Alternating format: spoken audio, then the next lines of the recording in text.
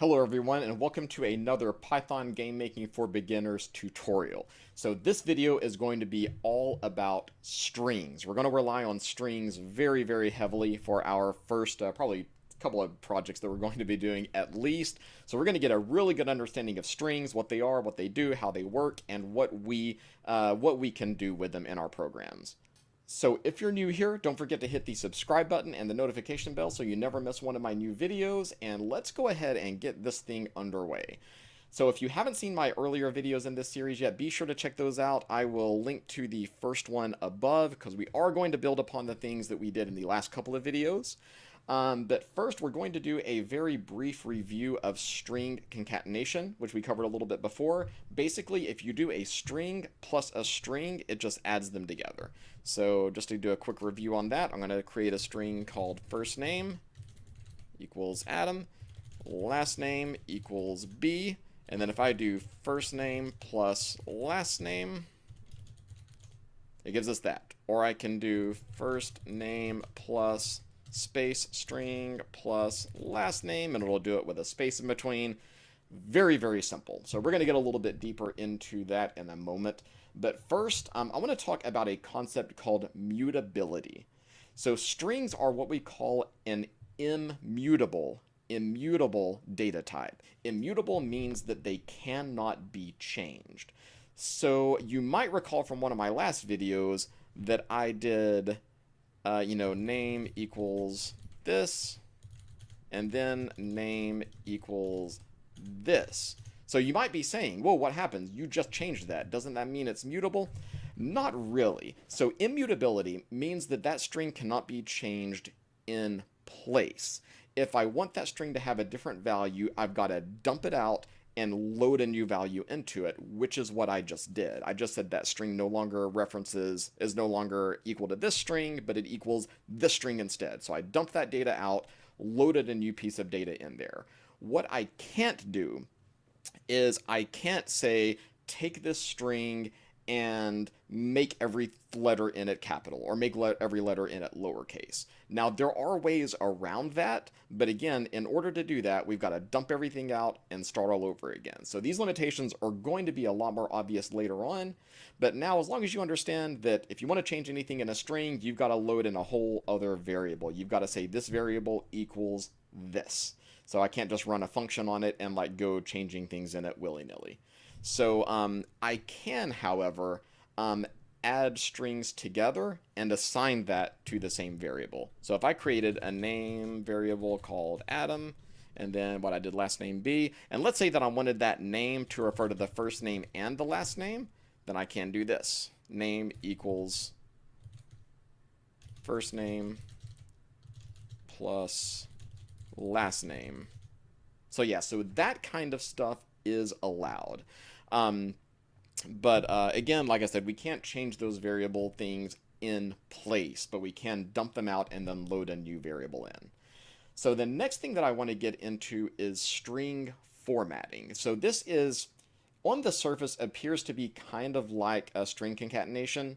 But if you start concatenating a lot of things, like if I wanted to concatenate an entire sentence, like let's do, let me see, is my full name in there? Or let's do, yeah, okay, name equals Adam B. So let's do age equals 40.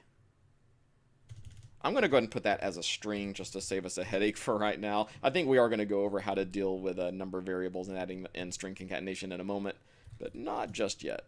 There we go. So if I wanted to create the sentence, my name is Adam B and I am 40 years old. If I did that with string concatenation, we would have to do this. So I will print my name is in string plus, oops, let me start that over again.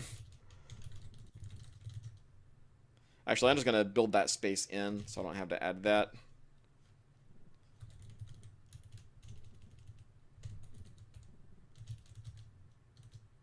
And I've got to put another space here.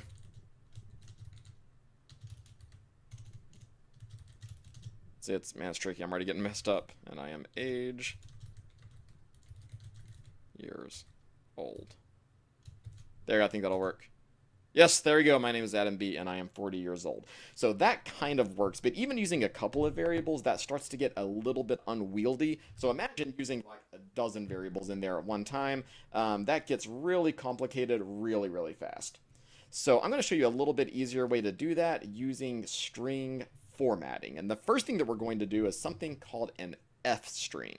This is probably the easiest way to do it, but I'm going to show you another way that is slightly more complicated, not as complicated using string concatenation in my opinion, but the other way we might want to do it for some different reasons, and I think you'll be able to see why. So on this, I'm going to do my print function, and then before I do my string, I'm just going to put the letter F. That's it. Then I'm going to begin my string, no spaces or anything. I'm going to say my name is, then I'm going to use curly brackets. Now these should be like above and to the left of your enter key on your keyboard. So mine are in a weird place because I use the Dvorak keyboard. Mine are next to my backspace key because I'm weird. But we're going to say my name is name. Oops. I'll try to use the actual real key. And I am age years old. There we go. So if I do it that way, now I don't have to use all of these plus signs. So already it's easier. And I don't have to build in the extra spaces. All I have to do is put the variables in curly brackets, and everything works exactly the same. It is identical, and it's a lot easier to use. So I'm going to go ahead and show you the other way of doing this. And we're going to use now something called the dot format method. So in the last video, we talked about functions, and the print function is a function. So all that is just a series of instructions. The print function tells the program, print everything in parentheses to the console. A method is a very specific type of function that only operates on a certain type of data. Or if you've ever done object-oriented programming before, then it only acts upon a certain type of object or a certain class. So in this one, we're going to use a string method. So this method only works for strings, and it is called the dot format method. So you can tell that something is a method because you have to put in the data type and then a dot or a period, and then the name of the function or the name of the method, and then the parentheses. So it's just like a function. A function has the name and then parentheses. This is just going to have a data type dot before it. So in this case, we are going to do a string dot format parentheses. That's the method that we're going to use. And I will show you how this works. This time we're going to say print, and we're going to put in everything just like we did. My name is, but this time we're just going to put in empty curly braces. My name is blank, and I am blank years old. And then we're going to say no spaces or anything. Right after that closing quotations, we're going to say dot format. That's our method call. Parentheses. And then we're going to put in the variables that we want to use in the order we want to use them. So we've got one blank for name and one blank for age. So we're going to say name, comma, age. So whenever we did print before, it only took one argument. It's this big, long thing. And we're basically doing math with the string concatenation. That still counts as just one argument. This one, we're going to use one argument for every variable. So we have two variables. It's going to require two arguments. So if you have two arguments, you just separate them with a comma. I also put a space in. That space isn't 100% necessary, but it makes it a lot more readable, I believe. So dot format, variable name, comma, space, variable name. And then I have to put an extra closing parentheses because that first closing parentheses is for the format arguments, and the second one is for the print argument. And then when I run that, we get the exact same thing. So the cool thing about this one is that I can call those variables in any order I want. I'm not locked into whatever I put in the string. So I can do age, name, like that. I'm going to show you another benefit of doing these ways over string concatenation. So if I try to say my name is name,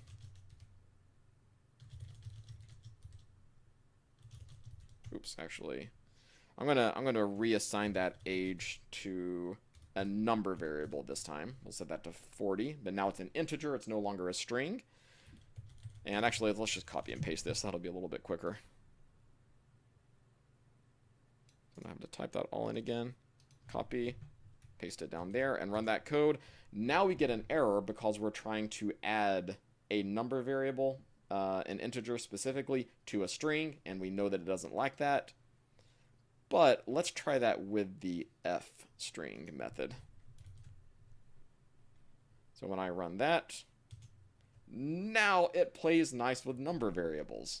Excellent, right? And I can even do the other one if I do that one right there using the .format method. Exact same thing. It now no longer cares that we are using a number variable mixed with our string because we aren't using concatenation. We aren't using that plus sign. All right, I'm going to show you another cool thing that we can do with this real quick. So in this one, actually, let me just copy that down here. There we go. So we can also put numbers in these to change the order of our variables. Like, let's say I did... Yeah, like on that one, I did age and then name, so it says my name is 40 and I am Adam B. years old.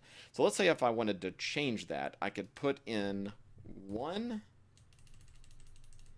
and then 0. So each one of these variables is counted. One thing you have to remember with counting in Python, as with most programming languages, is that counting typically starts with 0, not with 1.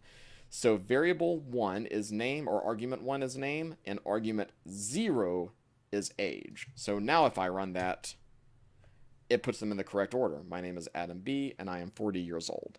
So we can switch them around that way. All right, so before we cut this one off, I want to go over a couple of other different string methods that we can use that are very, very useful.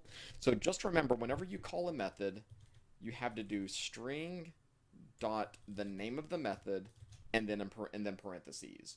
And also remember that sometimes you will need an argument, sometimes you will not. So far in the function and the method that we've used, the print function and the .format method, we have needed arguments. The ones that we're about to do not require arguments, but they still need these parentheses. That's how Python knows that it is a function call or a method call. So let's do this. I'm going to show you a couple of these. Let's do, let me see, I've got a list of them written down. Let's do capitalize. So let's say we have a variable name equals Adam. Yeah, we'll just do a first name. Name equals Adam. Let's say if I wanted that capitalized, then we could do name dot capitalize and then parentheses. So remember, string dot method and then parentheses. And this one doesn't require any arguments, but it still requires the parentheses. That lets it know that it's a function call or a method call. So if I do that, it gives me back that name but capitalized. But remember that strings are immutable, which means that I can't change them in place. So later we're going to go over other data types where we can run a method and it will change the variable. But in this case, my variable didn't change. In order to change that, I would have to say name equals name dot capitalize parentheses. Now my name is capitalized because I dumped that variable out, loaded another variable in. So remember that. So this is when that, mutability versus immutability becomes really important, because these methods, they return a different version of that variable, but they don't actually change it. All right, let's try a couple more. Let's do name.upper, and that converts the entire thing to the entire string to capitalized, and again, does not change it in place. It's still what I set it as a moment ago. Case fold is another interesting one. That one does the opposite of upper, and it's going to make everything lowercase. Still, the original has not changed. Let me see, what else do we have? Name. Oh, this is a good one. Name dot lower does the opposite of capitalize. It just changes the first letter to a lowercase. So if I did, let's do name equals name dot upper. So now we are going to change that variable to all uppercase. And then if I run the dot lower method, oops, wrong one. Actually, ooh. That's interesting. I expected that to do only the first one, but that does the whole thing into lowercase, which is the same thing that caseful does. That is really interesting.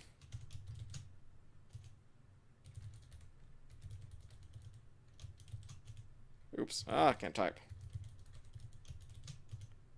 Yeah, I'm gonna have to look more into that and find out if there is a difference between those two, because I was under the impression that that only made the very first letter of the string lowercase. That is kind of interesting. All right, and then we can also use one called strip. This one's really useful when taking input from a player. Sometimes there will be trailing spaces on the beginning or the end. They might put in either on purpose for whatever reason or by accident, but that can cause some issues in our program later on. And the way that we deal with that, let's create a new name variable, or change that name variable rather, to Adam, and then a couple of spaces at the end. So if we run the .strip method, it just strips those extra spaces. It strips them from the beginning and the end. If they're there, there are also methods called rstrip and lstrip that only strip spaces from the right side or from the left side of the string. And the last three that we're going to do are actually going to return Boolean variables back to us. So if you wanted to check a string to see if it meets certain criteria, we could use name.isAlpha, and that will tell us whether or not every character in that string is a letter of the alphabet. And it is not. It returns false, oops, because I have spaces in there. Now let's try this. Name equals name.strip. So we're going to strip those spaces out. Now if I run name.isAlpha, that should return true, because now there are no spaces. Everything is alphabetical. You can also do name.isNumeric, which will return true if every character in the string is a number, which they are not. And again, this is not a number variable, but this is a numeric string. So if I did... I'm going to create something called numString equals 1, 2, 3. Now on that, if I run numString dot is numeric, that'll return true. There we go. But if I did numString equals just 1, 2, 3, so now it is now it's an integer. numString dot is numeric. And it's going to give me an error because I'm trying to call a string method on an integer. Remember, methods can only act on a very, very specific type. That will not work on an integer, even though those are all numbers. It'll only work on a string.